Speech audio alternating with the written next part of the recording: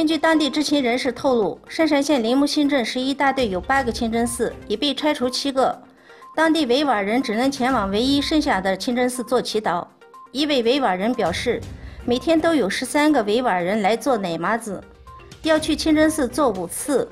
每次都要拿身份证，还要按手印。做祈祷时，有37个政府人员在旁边监视。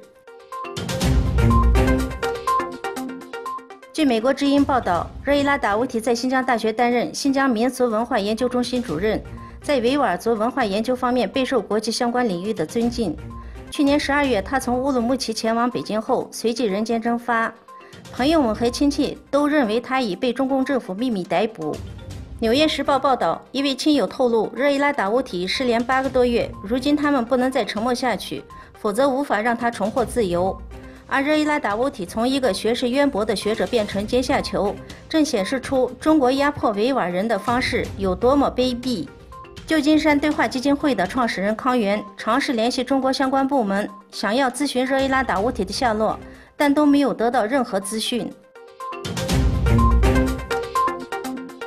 美国总统特朗普13日签署了2019财政年度国防预算法案，军费增长了2.6%，大约7160亿美元，增幅为9年来的最高点。俄罗斯和中国对此做出了强烈反应。塔吉克斯坦总统对乌兹别克斯坦进行了17年后的首次正式访问，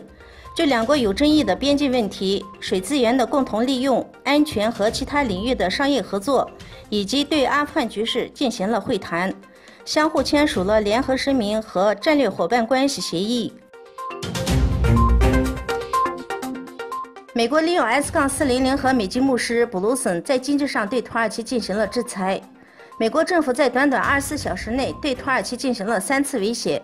美国政府16日再次要求土耳其释放美籍牧师布鲁森，同时威胁对土耳其施加更多的制裁。